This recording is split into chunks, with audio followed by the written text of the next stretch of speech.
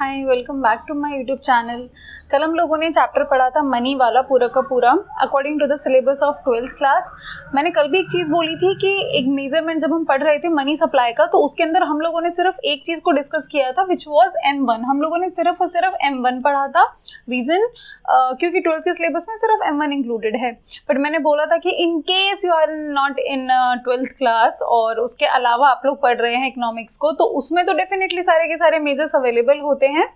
तो उस वीडियो में इंक्लूड ना करके एक बारी सेपरेटली बहुत ही कोशिश करूंगी कि शॉर्ट वीडियो में इन सारे के सारे मेजरमेंट ऑफ मनी सप्लाई को हम क्लियर कर सकें। ठीक है, तो देखो सबसे पहले M1 तो हम ऑलरेडी पढ़ चुके हैं। M1 के अंदर क्या क्या था हमारे पास में? C stand for currency and coins with public, demand deposit with the commercial bank and the other one is other deposit with RBI। ठीक है, मनी सप्लाई, पहली बात मनी सप्लाई क्या था हमारे पास में? मनी सप्लाई का मतलब ये था हमारे पास में कि total money available in the economy, लोगों के पास में जितना पैसा है, विद पीपल। ठीक है, कि लोगों के पास में जितना भी पैसा अवेलेबल है इकोनॉमी के अंदर, सर्कुलेशन में जितना भी पैसा है, वो सारा का सारा जब हम काउंट करते हैं तो वो मनी सप्लाई होता है।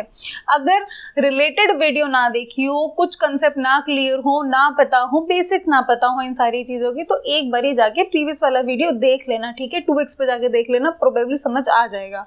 ठीक है, तो पॉइंट ये है बस कि जब मनी सप्लाई करते हैं तो लोगों के पास में कितना पैसा है, उसमें भी हमने एक पॉइंट ये बोला था कि मनी सप्लाई में हम सिर्फ कंसिडर करते हैं the person who demand money, not the money with the persons who supply money. जैसे कि बैंक्स हुए और गवर्नमेंट हुआ, तो उनके हम नहीं इंक्लूड करते because they are the suppliers of the money. जो मनी को सप्लाई कर रहे हैं वो नहीं, मनी सप्लाई में हम लेते हैं the one who demands the money.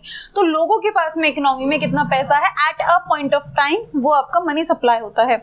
उसको कैलकुलेट करने के ये 4 तरीके थे, M1, M2, M3 and M4। ठीक है, तो 12th के सिलेबस में सिर्फ M1 है। अब मनी सप्लाई को मेजर मतलब मनी सप्लाई कितना है, कितना पैसा है एक्चुअली इकोनॉमी में, वो हम यहाँ पे देखते हैं। M1 हम देख चुके हैं भाई, लोगों के पास में जितना भी करेंसी कॉइन्स है। डिमांड डिपॉजिट, भाई बैंक में, कमर्शियल बैंक में जो हम पैसा सेविंग अकाउंट, करंट अकाउंट में जमा कराते हैं, वो आता है किसके अंदर आता है? डिमांड डिपॉजिट्स में आता है। डिमांड डिपॉजिट मतलब होता है कि वो डिपॉजिट ऑन डिमांड हमको मिल जाए, हम अपनी मर्जी से अपने डिमांड पे जब चाहें उनको विड्रॉ कर सके, तो वो डिमांड डिपॉजिट होता है। उसके अलावा अदर डिपॉजिट विद RBI, जिसमें मैंने एग्जाम्पल लिया था कि जो इंस्टीट्यूशंस होते हैं आपके, नॉन बैंकिंग फाइनेंशियल इंस्टीट्यूशंस हो गए आपके, है ना, नबार्ड हुआ या फिर IMF, वर्ल्ड बैंक हुए, इनके जो डिपॉजिट्स होते हैं विद द RBI, वो हम यहाँ पे लेते हैं उसको कैलकुलेट करते वक्त, while calculating money supply through M1। ठीक है, M1 में सारी की सारी चीजें हैं। दूसरा क्या था इसके अंदर? Narrow money. M1 जो होता है वो आपका नैरो मनी था। नैरो मनी किस लिए बोला जाता है इसको? Because it is highly liquid वाला कंसेप्ट ना। हाईली लिक्विड इसलिए कि आप ये रेडिली अवेलेबल है। रेडिली मतलब जब आपको चाहिए आप बैंक से निकालो, उसको यूज करो ट्रांजेक्शंस के लिए, आपको वेट नहीं करना है फॉर ईयर्स। जब आपका मन है कैश एंड कॉइन्स तो क्लियर ही है। डिमांड डिपॉजिट भी आपको ऑन डिमांड आपका डिपॉजिट जो है वो मिल जाते हैं आपके हाथों में, इसलिए जो ये हाईली लिक्विड है और इसलिए इसको नैरो मनी भी बोलते हैं। ठीक है, आगे बढ़ते हैं। ये हम ऑलरेडी कर चुके थे। अब जो है बाकी के 3 है हमारे पास में। 2 ये भी बहुत ज्यादा टफ नहीं है, बहुत ज्यादा इजी है, सिर्फ एक आध जो टर्म है वो ऐड हो रही है आपके पास। अब दूसरा हमारे पास में आता है M2। सेकेंड वाला कौन सा है?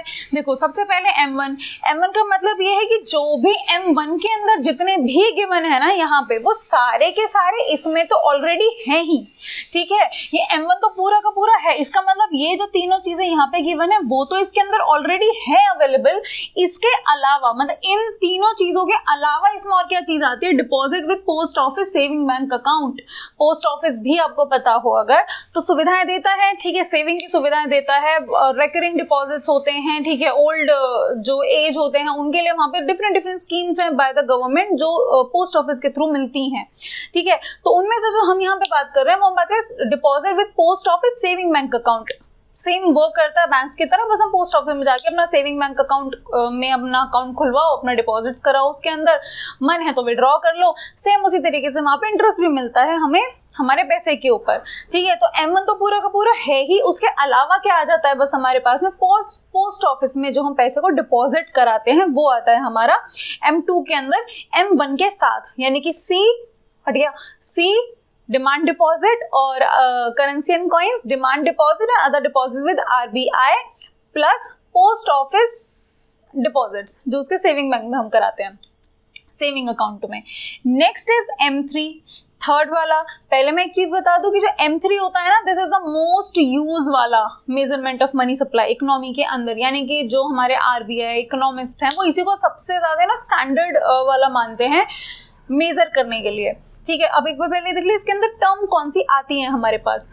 सबसे पहले M1, अगेन नॉट M2, यानी कि इसके अंदर M3 के अंदर ये वाली जो चीज है वो इंक्लूड नहीं है। इसके अंदर भी क्या है, currency and coins with public, demand deposit with commercial bank and other deposit with RBI, ये तो है। उसके अलावा प्लस इसमें और कौन सी चीज है हमारे पास में, net time deposit with the commercial bank, जो यहाँ पे नहीं था। देखो यहाँ कौन सा था हमारे पास में, यहाँ था डिमांड डिपॉजिट। डिमांड डिपॉजिट क्या होता है हमारे पास में, यानी कि on demand we can have our money in our hands. Saving account है, पैसा डिपॉजिट कराती जा रही हूँ, जब मैंने वहां से पैसा निकाला we can use that money जैसा हम लोग चाहते हैं। ठीक है, अगला हमारे पास में लेकिन इसके अंदर है नेट टाइम डिपॉजिट। अब टाइम डिपॉजिट और डिमांड डिपॉजिट में डिफरेंस क्या है, डिमांड डिपॉजिट ऑन डिमांड हमें मिल रहा है, टाइम डिपॉजिट आ जाता है। जैसे फॉर एग्जांपल आ गया आपका FD आ गया, ठीक है। अब FD है, FD तो आप इजीली यूज कर सकते हैं if you know then you know, ठीक है। FD क्या होता है, अब आपके पास में बिजनेस स्टडीज में भी है, ये तो 11th क्लास में पढ़ा हुआ होगा, वरना प्रीवियस उसमें पढ़ा होगा कहीं ना कहीं, तो बहुत बेसिक सा टर्म है। FD फिक्स डिपॉजिट है, बैंक में पैसा जमा कराते हैं, बैंक में पैसा जमा कराते हैं, एक सर्टेन टाइम पीरियड के लिए उस पैसे को जमा करा देते हैं, 2 साल 3 साल 4 साल 5 साल जितना आपको कराना है, आप उस टाइम पीरियड के लिए पैसे को जमा कराते हो, और उस एक टर्म के बाद, एक ड्यूरेशन के बाद आप वो पैसे वहां से निकाल लेते हो, आपको मिल जाते हैं आपके पैसे, तो वो टाइम डिपॉजिट, टर्म डिपॉजिट आप बोल सकते हो इस चीज को, वो आता है विद द कमर्शियल बैंक यहाँ पे। ठीक है, इजी है ना। अब ये ब्रॉड मनी है, ये नैरो मनी है, ऐसा क्यों भाई, मैंने अभी आपको एक चीज बताई थी, it is the highly liquid वाला थिंग।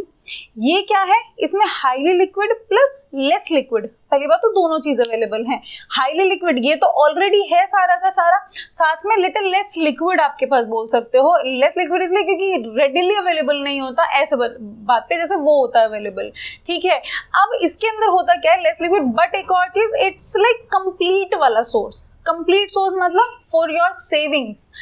अगर हमें सेविंग करनी है, कोई भी चीज करनी है इकोनॉमी में, जहां पैसे की जब हम बात करते हैं तो ये तो है ही है, उसके साथ में ये कंप्लीट पैकेज है, कंप्लीट सोर्स अवेलेबल है। इसीलिए जो RBI और इकोनॉमिस्ट है वो मान के चलते हैं दिस इज द स्टैंडर्ड वाला थिंग। स्टैंडर्ड वाला thing, it is not like, ऐसा नहीं है कि रेंज से ही बाहर है कि आप इसको यूज कर ही नहीं सकते हो। If we know then bank use this money as well for the credit creation. अगर उन्हें क्रेडिट को क्रिएट करना है तो वो इसका भी, इस पैसे का भी यूज करते हैं वो इकोनॉमी के अंदर। दूसरा, ये अगर हम चाहते हैं तो थोड़ा सा पेनल्टी के साथ तो ये हमें मिल भी जाता है। ऐसा नहीं है कि एक बार डाला तो हम इसको ले ही नहीं सकते, कि अगर FD में पैसा घुस गया तो चाहे कुछ भी हो जाए, बम फट जाए, कुछ हो जाए, पैसा निकल नहीं सकता, ऐसा नहीं है भाई। हमें डिमांड पे मिल तो जाएगा ही, बस हमें थोड़ी सी पेनल्टी, ऑब्वियसली बात है, भुगतान हमें करना पड़ता है। भुगतान इन टर्म्स ऑफ इंटरेस्ट वगैरह आपका गिर जाता है। ठीक है, सेविंग में ऐसा नहीं होता है हमारे पास में, लेकिन इसके अंदर वो चीज पॉसिबल, और बैंक इस पैसे को यूज भी करते हैं FD वाले को, तो ये लेस लिक्विड बोला जाता है इसको। ऐसा नहीं है कि उस कैटेगरी में शामिल ही नहीं होता, इसलिए ये कंप्लीट पैकेज है, और ये परफेक्ट एक स्टैंडर्ड मेजरमेंट है मनी सप्लाई को मेजर करने के लिए। अगला हमारे पास में, अब देखो एक चीज तो क्लियर है, M2 है, M2 is broader then M1, M3 है वो भी बड़ा है M1 से, है ना। M2 is broader then M1, M3 is also broader then M1। और जो M4 की जब हम बात करते हैं, तो अगर तुमने नोटिस किया हो तो सबसे पहली चीज यहाँ पे लिखी हुई है M3। M3 का मतलब है ये पूरा का पूरा इसमें ऑलरेडी शामिल है। इसका मतलब है it is way too broad, यानी कि इन सब में सबसे ज्यादा अगर मैं ब्रॉड की बात करूं तो यही है हमारे पास में। ठीक है, अब देखो M3 है हमारे पास में, M3 का मतलब है इसके अंदर ये सारे टर्म्स, सॉरी ये वाले सारे टर्म्स भी इसके अंदर हैं, और ये जो टाइम डिपॉजिट वाला है वो भी इसके अंदर, प्लस इसके अंदर एक और चीज आ जाती है, that is total deposit with post office. अब the point is what is the difference between this and this. यहाँ पे भी तो हमने ये लिखा था ना, deposit with post office, saving bank account and total deposit with post office. I guess अब कहते हैं ना, जब शब्दों को थोड़ा सा गौर से पढ़ते हैं और सुनते हैं तो चीजें क्लियर हो जाती है। यहाँ पे एक चीज मेंशन है सेविंग बैंक अकाउंट, और यहाँ पे हमारे पास में है टोटल डिपॉजिट। यहाँ सिर्फ और सिर्फ आता है सेविंग बैंक के अंदर जितना पैसा अवेलेबल है, इसके अंदर आता है total deposit, no matter if it is recurring deposit, no matter यहाँ पे आपके पास में सेविंग के अलावा कोई सा भी गवर्नमेंट की स्कीम है वो सारी की सारी हमारी इसके अंदर इंक्लूड होती है, ठीक है। तो जितने भी पोस्ट ऑफिस के अंदर स्कीम्स आते हैं वो सारे आते हैं except excluding national saving certificate. सिर्फ और सिर्फ हम नेशनल सेविंग सर्टिफिकेट को इंक्लूड नहीं करते हैं। दो जब हम टोटल डिपॉजिट्स की बात करते हैं ना, टोटल डिपॉजिट पोस्ट ऑफिस, तो ये भी उसी का पार्ट होता है जैसे बाकी सारी चीजें होती हैं, लेकिन इसको हम इंक्लूड करते नहीं है नेशनल सेविंग सर्टिफिकेट को। रीजन क्या है उस चीज का, रीजन देख लो। अब बहुत ही बेसिक सा रीजन है, वैसे तो ध्यान से सुनना, समझने की कोशिश करना कि ये होता क्या है। पहली बात तो it's a fixed income saving scheme, ठीक है, fixed income saving scheme by the government. Fixed income है, सेविंग स्कीम है, गवर्नमेंट के द्वारा है। पहली बात तो ये हो नेशनल सेविंग सर्टिफिकेट का ब्रीफ में मतलब, ठीक है। अब इसमें और फिर इसमें क्या फर्क है भाई, एफडी तो इसमें भी आ रहा है और इसमें भी फिक्स्ड इनकम ही आ रहा है, फिर जब हम इसको इंक्लूड कर सकते हैं तो इसको क्यों इंक्लूड नहीं कर रहे हैं, इसने क्या बिगड़ा, ठीक है। अब पॉइंट ये है, अभी एक चीज आपको बोली कि जो ये एफडी होता है, फिक्स डिपॉजिट होता है, bank can use the amount of FD for the credit creation, ठीक है। दूसरा, हम ऑन डिमांड इसको निकाल भी सकते हैं विद अ सर्टेन पेनल्टी। इसके अंदर क्या है कि if we deposit the amount, या फिर हम नेशनल सेविंग सर्टिफिकेट या उस फिक्स्ड इनकम सेविंग स्कीम के थ्रू हम 5-10 सालों के लिए पैसे को डालते हैं तो वो वहां पे फिक्स हो जाता है पहली बात में, तो it is not liquid at all. हम मनी सप्लाई की हमें भी बात करें at a point of time कि हम उसको इकोनॉमी में हम उसको यूज कर सकते हैं पैसों के लिए, यहाँ पे पैसा 5-10 साल के लिए स्टक हो गया है तो वो मिलेगा भी नहीं।